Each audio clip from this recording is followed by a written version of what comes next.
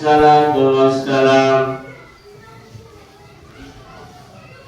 محترم سامعین کرام، ہم سبھی حضرات کے لیے آخرت سے پہلے ایک منزل آئے گی جس کا ہمیں اور آپ کو اور تمام انسانوں کو سامنا کرنا پڑے گا اور پڑتا ہی۔ تو وہ کون سی منزل آئے گی آخرت سے پہلے؟ تو آخرت سے پہلے سب سے پہلی جو منزل آئے گی وہ ہمارے اور آپ کے لیے قبر کی منزل آئے گی۔ اس سے ہم سبھی حضرات کو واسطہ پڑھنا ہے اور سبھی حضرات کو اسی قبر میں جانا ہے۔ اگر ہم اور آپ قبر آخرت کی منزلوں میں سے پہلی منزل قبر کی جو پہلی منزل ہے اس کو آسانی سے ہم اور آپ طے کر گئے۔ قبر کی جو پہلی منزل ہے اس کو ہم نے اور آپ نے آسانی سے پاس کر لیا، اور کسی طرح کی قبر کی پہلی منزل میں رکاوٹ کوئی چیز نہیں آئی، تو بعد کی جو منزلیں اس کے بعد بہت ساری منزلیں آئیں گی وہ ہمارے اور آپ کے لیے آسان ہو جائیں گی۔ لیکن اسی قبر میں جانے کے بعد ہمیں اور آپ کو اگر اسی قبر میں کی پہلی منزل کو ہم نے اور آپ نے پاس نہ کیا، یعنی اس میں کوئی چیز رکاوٹ آ گئی قبر کی پہلی منزل کو پاس کرنے میں، تو بعد کی جو منزلیں آئیں گی وہ اس سے کہیں اور زیادہ سخت ہوتی چلی جائیں گی۔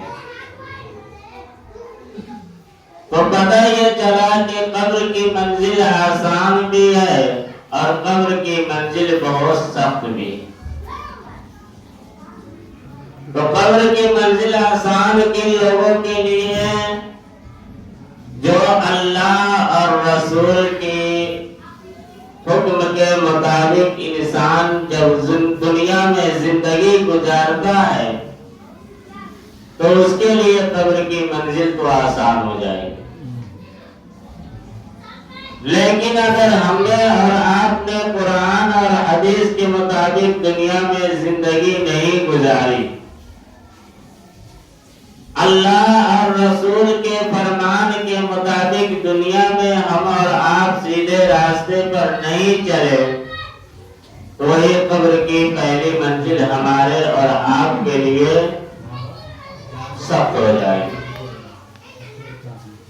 اگر دنیا میں ہم نے اور آپ نے قرآن اور حدیث کے مطابق زندگی گزارنے کا اپنا راستہ نکال لیا اور بنا لیا، تو وہی منزل ہمارے اور آپ کے لیے آسان ہو جائے گی۔ حضرت عثمان غنی رضی اللہ تعالیٰ عنہ کے بارے میں آتا ہے، اتنے بڑے صحابی کہ ایک لاڈلی بیٹی جناب محمد رسول اللہ صلی اللہ علیہ وسلم کی حضرت عثمان غنی رضی اللہ تعالیٰ عنہ کے نکاح میں اس بیٹی کا جب انتقال ہو جاتا ہے تو اللہ کے نبی علیہ السلام نے دوسری بیٹی کا بھی نکاح حضرت عثمان غنی رضی اللہ تعالیٰ عنہ سے کر دیا۔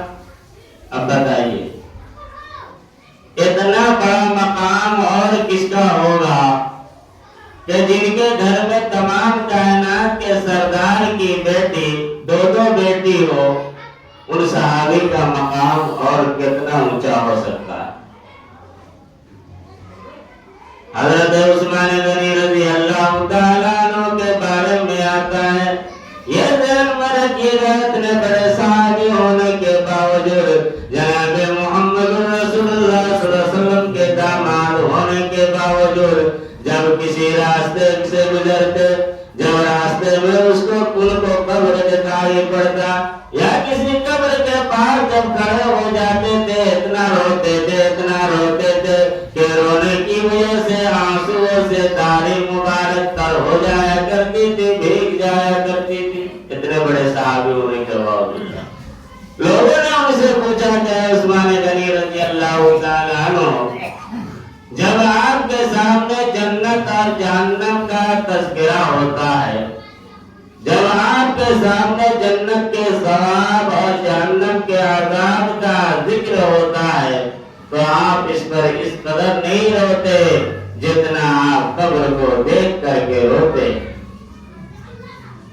اتنے بڑے صحابی جن کی زبان پر ہمیشہ اللہ اور رسول کا نام ہوتا تھا، اللہ اور رسول کے ذکر سے اور تذکرے سے جن کا زبان ہمیشہ بھیگا ہوا رہتا تھا، ان کا یہ حال ہے کہ جب قبر کو دیکھتے تھے تو اس قدر روتے تھے۔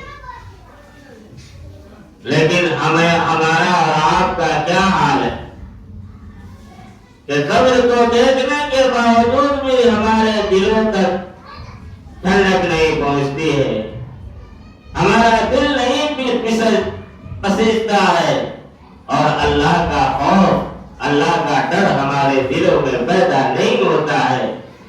اس لیے کہ انسان جب دنیا میں آتا ہے تو یہ سمجھ بیٹھتا ہے کہ ہم کو پھر اس دنیا سے جانا نہیں ہے، جبکہ ہمیشہ مہینہ میں یہ سال میں یا 6 مہینہ پر اپنے کندھے پر ایک دوسرے کے جنازہ کو اٹھا کر لے جاتا ہے، پھر بھی اس سے انسان عبرت حاصل نہیں کرتا ہے، اس سے سبق نہیں سیکھتا ہے۔ حضرت عثمان غنی رضی اللہ تعالیٰ عنہ نے جواب میں فرمایا ہے، لوگوں، ان القبر اول منزل من منازل الآخرہ فإن نجا منه وإن لم ينج منه فما بعده أشد منه۔ اے میرے ساتھیو، اے میرے دوستو، قبر کی منزل آخرت کی منزلوں میں سب سے پہلی منزل ہے۔ اگر اس میں ہم پاس ہو گئے، اگر اس سے نجات مل گئی تو بعد کی جو منزل آئے گی وہ آسان ہو جائے گی۔ وَإِن لَّمْ يُنْجَ مِنْهُ فَمَا بَعْدُهُ أَشَدُّ مِنْهُ۔ لیکن اگر قبر کی منزل میں ہم فیل ہو گئے، قبر کی منزل میں ہم پاس نہ ہوئے، تو بعد کی منزلیں جو آئے گی وہ اور بھی زیادہ سخت ہو جائیں گی۔ بعد کا جو مرحلہ آئے گا اور اس سے زیادہ شدید سخت ہو جائے گا۔ اے لوگوں بتاؤ کہ میں اس وقت کیا کروں گا؟ قبر کو دیکھ کر روؤں نہ تو کیا کروں؟ اس وقت میں کیا کروں گا؟ قبر کو دیکھ کر آنسو بہاؤں نہ تو کیا کروں؟ جب قبر میں جاؤں گا، وہاں میرا جب حساب اور کتاب ہوگا، جب فرشتے میرے پاس آئیں گے تو میں اس یاد کر کے اس قبر کو روؤں نہ تو کیا کروں۔ اتنے بڑے صحابی۔ اس کے بعد حضرت عثمان غنی رضی اللہ تعالیٰ عنہ فرماتے ہیں کہ اللہ کے نبی جناب محمد الرسول اللہ صلی اللہ علیہ وسلم نے ارشاد فرمایا، ما رأيت منظرا قط الا والقبر افظع منه۔ دیکھیے یہ الفاظ کس کے ہیں؟ تمام کائنات کے سردار جناب محمد الرسول اللہ صلی اللہ علیہ وسلم کے یہ الفاظ ہیں۔ اللہ کے نبی یہ فرما رہے ہیں کہ میں نے قبر سے زیادہ بھیانک کوئی چیز دیکھی نہیں، میں نے قبر سے زیادہ کوئی ڈراونا کوئی چیز دیکھی نہیں۔ جب اللہ کے نبی علیہ السلام نے یہ ارشاد فرمایا دیا کہ قبر بہت ڈراؤنی چیز ہے، قبر بہت ڈراؤنی گھر ہے، قبر بہت ڈراؤنی اندھیری کوٹھری ہے، تو اس سے ہم سب مسلمانوں کو سبق حاصل کرنا چاہیے یا نہ کرنا چاہیے۔ اس لیے میرے بھائیوں،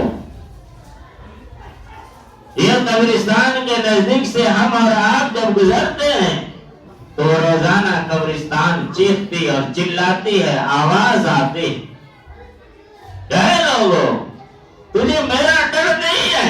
وہی قبر کہتی ہے کہ اے انسانوں، تجھے میرا ڈر نہیں ہے، میرا خوف نہیں ہے، میں تمہارا انتظار کر رہا ہوں، آؤ تو ذرا میرے اندر، اس کے بعد میں تم اپنا مزہ چکھنا کہ دنیا میں تم کیسے زندگی گزارتے تھے، دنیا میں کس طریقے سے ایک دوسرے سے بد اخلاقی کرتے تھے، دنیا میں کس طریقے سے ایک دوسرے سے نفرت کیا کرتے تھے۔ آج تجھے اب جب تم میرے اندر آؤ گے اس کے بعد میں پتہ چلے گا کہ دنیا کیا چیز ہے، آخرت کیا چیز ہے اور قبر کیا چیز ہے۔ تو اللہ کے نبی علیہ السلام نے ارشاد فرمایا کہ قبر سے زیادہ بھیانک میں نے منظر ہی کوئی نہیں دیکھا۔ حضرت ابو بکر صدیق رضی اللہ تعالی عنہ کے ایک بیٹی کا نام ہے حضرت عاصمہ رضی اللہ تعالی عنہ۔ وہ فرماتی ہے کہ ایک مرتبہ اللہ کے نبی علیہ السلام خطبہ دے رہے تھے اور خطبہ میں واعظ و نصیحت فرما رہے تھے، یعنی تقریر ہلکی ملکی کر رہے تھے، لیکن جتنے بھی لوگ موجود تھے سارے کے سارے صحابہ رونے لگے۔ لیکن آج کسی مسجد میں آپ چلے جائیے، امام صاحب خطبہ دے رہے ہیں، امام صاحب تقریر کر رہے ہیں، ہر لوگ کو پتہ ہی نہیں ہے کہ کیا ہو رہا ہے۔ بعض لوگ مجھے کیا بول رہے تو ہم سو رہے تھے، کیا کر رہے تھے؟ سو رہے تھے۔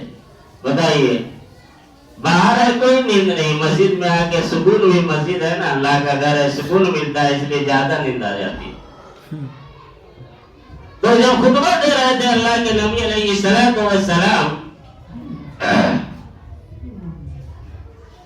تو سارے صحابہ دھاڑے مار مار کر رو رہے ہیں۔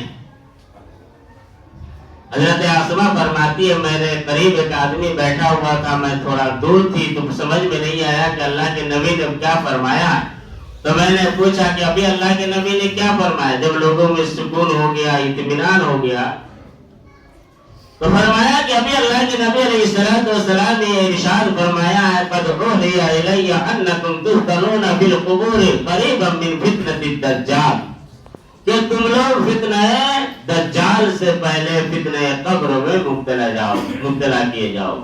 یعنی قبر کا عذاب اتنا سخت ہے، قبر کا فتنہ اتنا بڑا فتنہ ہے کہ اس سے ہر انسان کو سبق حاصل کرنا چاہیے اور قبر کے بارے میں ہر انسان کو سوچنا چاہیے۔ وہی قبر، جب اسی قبر میں کسی نیک بندہ کو جب دفن کیا جاتا ہے تو قبر یہ اعلان کرتی ہے کہ اے انسان، اے اللہ کے بندے، اے مومن بندے، جب تم میرے نزدیک آ ہی گئے ہو تو دیکھو میں تمہارے ساتھ کتنا اچھا معاملہ کرتے ہوں۔ اس کے بعد قبر تحت نگاہ روایت کے اندر آتا ہے کہ کشادہ ہو جاتی ہے، چوڑی ہو جاتی ہے، اور یہیں تک نہیں بلکہ جنت کا دروازہ کھول دیا جاتا ہے۔ لیکن اسی قبر میں جب کسی کافر کو، فاجر کو، فاسق کو جب دفن کیا جاتا ہے تو وہی قبر کہتی ہے کہ تیرا آنا بھی خوش آمدید ہو، مبارک ہو، لیکن جب تم دنیا کے اندر چلتے تھے اپنے پاؤں کو تکبر سے رکھتے تھے، جب دنیا کے اندر چلتے تھے میرے پیٹھ کے اوپر، اپنے پاؤں کو میرے پیٹھ کے اوپر گھمنڈی سے رکھتے تھے، تکبر سے رکھتے تھے، اس لیے میں تم کو وہ سزا دوں گی۔ اور قبر کہتی ہے کہ جو تمہارے دماغوں میں کبھی نہیں آیا ہوگا، جو تمہارے ذہنوں میں کبھی کھٹا بھی نہیں ہوگا۔ اس کے بعد وہ قبر اس کو اس طرح، اس انسان کو، اس مردے کو بھیجتی ہے کہ دائیں پسلی بائیں پسلی میں، بائیں پسلی دائیں پسلی میں گھس جاتی ہے، اور اتنا درد کے مارے چیختا اور چلاتا ہے کہ اس کی آواز سوائے انسان اور جنات کے دنیا کی ساری مخلوق سنتی ہے۔ اتنا درد ہوتا ہے، اتنی تکلیف ہوتی ہے، اتنی پریشانی ہوتی ہے قبر میں، اگر وہی انسان نیک عمل کیے ہوئے نہیں رہتا ہے۔ یہیں تک نہیں بلکہ کیا ہوتا ہے کہ اللہ رب العالمین اس کے اوپر 70 اژدہے مسلط کر دیتے ہیں. جن اژدہوں کا حال یہ ہوتا ہے کہ اللہ کے نبی جناب محمد رسول اللہ صلی اللہ علیہ وسلم نے فرمایا اے لوگوں جن 70 اژدہوں کو اس مردہ کے اوپر عذاب دینے کے لیے مسلط کر دیا جاتا ہے، مقرر کر دیا جاتا ہے، متعین کر دیا جاتا ہے، اگر ان 70 اژدہوں میں سے یا 99 اژدہوں میں سے ایک اژدہا بھی اگر زمین کے اوپر نکل آئے اور پھونک مار دے تو دنیا میں اس کی اتنی زہریلی ہوا ہوتی ہے کہ ایک گھاس تک بھی نہیں اگے گا. اتنی زہریلی ہوا ایک گھاس تک نہیں اگے گا دنیا میں، اور قیامت تک اس انسان کو وہ ڈستا رہتا ہے، وہ اژدہا کاٹتا رہتا ہے، ٹھیس پہنچاتا ہے، تکلیفیں پہنچاتا ہے، پریشانی کرتا ہے، الجھنوں میں ڈال دیا کرتا ہے. اس لیے اللہ کے نبی علیہ السلام نے ارشاد فرمایا انما القبر روضۃ من ریاض الجنہ او حفرۃ من حفر النار، کہ قبر جنت کے باغیچوں میں سے ایک باغیچہ ہے، قبر جنت کے باغوں میں سے ایک باغ ہے. وہی قبر نیک انسانوں کے لیے جنت کا باغ بن جاتی ہے، وہی قبر برا بدکاروں کے لیے، برائی کرنے والوں کے لیے جہنم کا گڈھا، دوزخ کا گڈھا بن جاتا ہے. اب انسان کے اوپر منحصر ہوتا ہے کہ وہ اپنی قبر کو جنت کا باغ بنانا چاہتا ہے یا جہنم کا گڈھا بنانا چاہتا ہے. ہم اور آپ یہ بھی کہہ سکتے ہیں کہ یہ زمین وہی قبر 2 گز کی زمین نہ قبر جنت کا باغ ہے نہ دوزخ کا گڈھا ہے، بلکہ انسان کا اچھا عمل اسی قبر کو جنت کا باغ بنا دیتا ہے اور انسان کا برا عمل اسی قبر کو دوزخ اور جہنم کا گڈھا بنا دیتا ہے. یہ انسان کے اوپر منحصر ہے.